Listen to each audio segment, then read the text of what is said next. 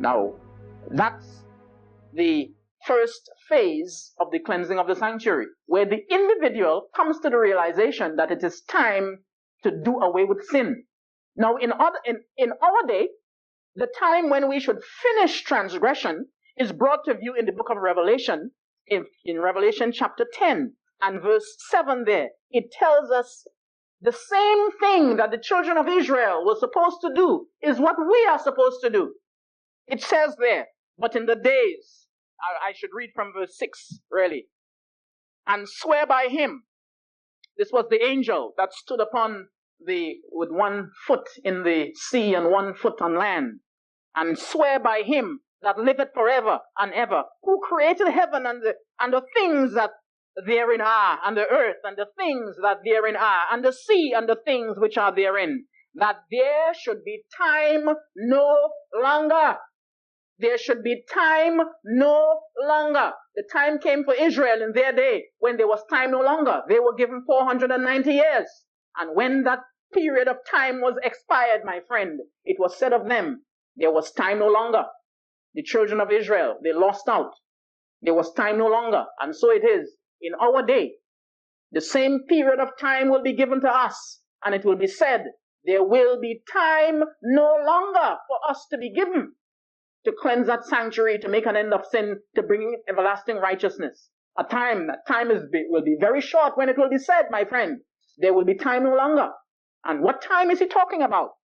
But in the days of the voice of the seventh angel, when he shall begin to sound, the mystery of God should be finished, as he hath declared by his servants the prophets. Now remember, we said that the mystery of God is the same as the incarnation. The mystery of God is that which is demonstrated in the sanctuary service.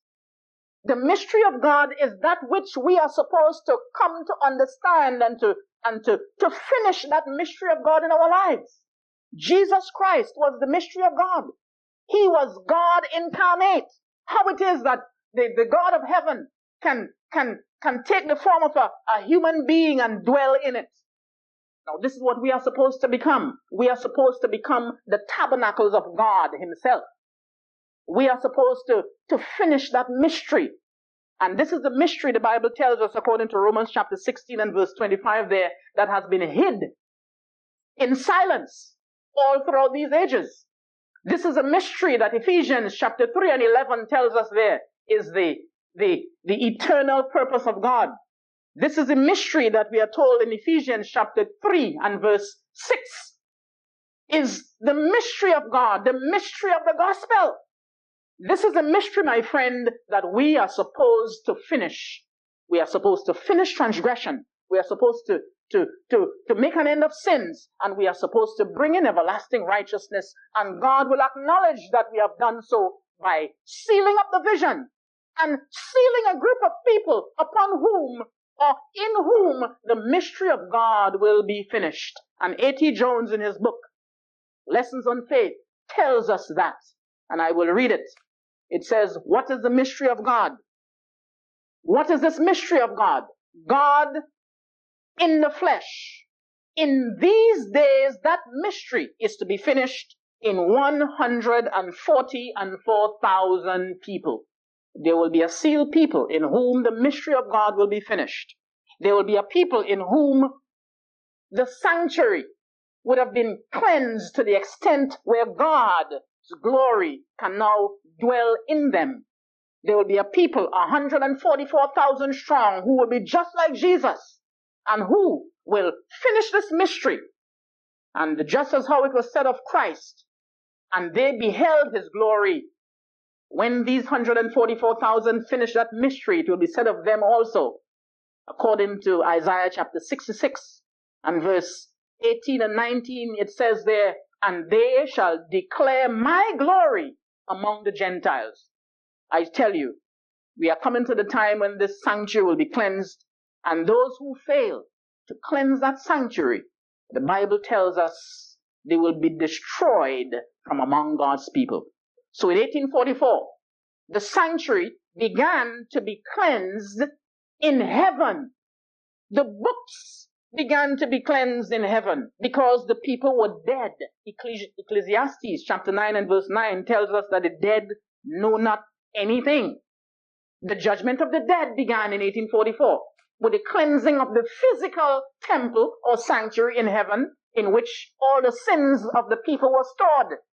However, when the cleansing of the sanctuary begins for the living people, it will not only be a bookwork, it will also be a physical body job that God will perform among his people, so that whatsoever things are bound in heaven in the books will also be bound on earth in the bodies of his people. It will be a physical body job. And just as how Christ was physically present when he cleansed the physical temple in the time of ancient Israel and he drove them out of the sanctuary, he will be physically present to cleanse our body temples when he comes suddenly to his temple on earth. Now, I hope you get that picture. So now when we're talking about the cleansing of the sanctuary, my friend, this is not something that will be happening and you will not know it. This, when it comes to the living, this will be something that will be real, it will be personal, it will be where the rubber meets the road. And just as God gave the children of Israel 490 years to finish transgression and to make an end of sins, so too has he given Seventh-day Adventists, so too has he given the Protestant nations 490 years to finish transgression, to make an end of sin, and to bring in everlasting righteousness. And the Seventh-day Adventist Church is right on the verge of that 490-year period that began in 1504 when Luther found the Bible and the Protestant Reformation began. The Seventh-day Adventist Church was the last that was raised up in 1844 to finish that work and to come to the point as we are right now, where that 490-year period, just as it was in the time of ancient Israel, is about to end. Just at the time when there shall be time no longer. And I say, my friend, it is time we realize what God is about to do among his people. I would like to bring to your attention now exactly how this sanctuary will be cleansed in our day. Now we know that the judgment for the dead, or the cleansing of the sanctuary in heaven, began in 1844. But we also know that we are told in Great Controversy, page 483, we are told concerning the time when that judgment begins for the living. It contrasts what took place at the time when the judgment began for the dead.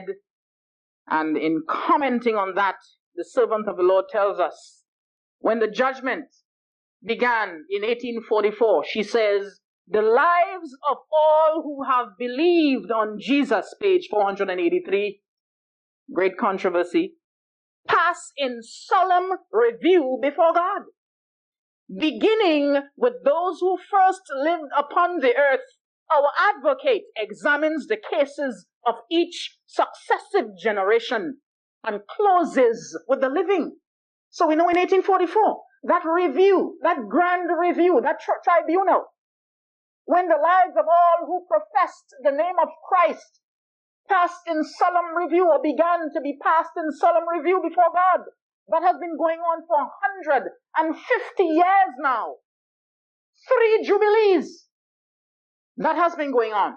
But we are told here, beginning with those who first lived upon the earth. In other words, the judgment of the dead began with Abel, the first dead person.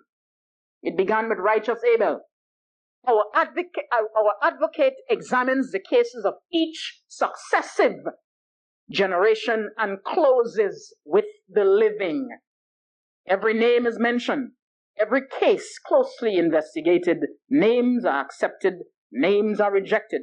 From age to age, all who have truly repented of sin and by faith claimed the blood of Christ as the atoning sacrifice have had pardon written against their names in the books of heaven. And in the closing work of judgment, their sins. Now notice this, and this is the part which I want you to understand.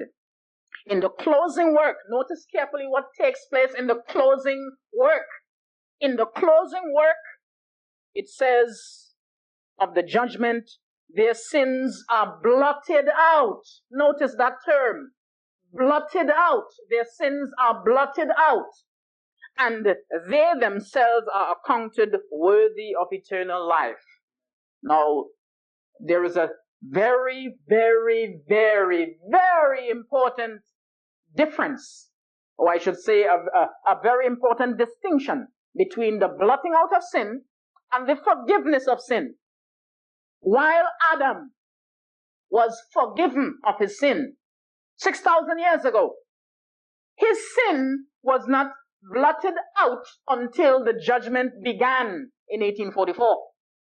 The blotting out of sin and the forgiveness of sin are two mutually exclusive transactions. They are not the same. Similarly, when you as a living person commit a wrong act, we are told, I can read it here for you in Patriarchs and Prophets, page 354, it says, the most important part of the daily ministration was the service performed in behalf of individuals. The repentant sinner brought his offering to the door of the tabernacle and, placing his hand on the victim's head, confessed his sin, thus in figure transferring them from himself to the innocent sacrifice. By his own hand, the animal was slain, and the blood was carried by the priest into the holy place and sprinkled before the veil, behind which was the ark containing the law that the sinner had transgressed. By this ceremony, the sin was through the blood transferred in figure to the sanctuary. In figure to the sanctuary. Follow our studies at Solemn Thought Ministries on YouTube to learn more.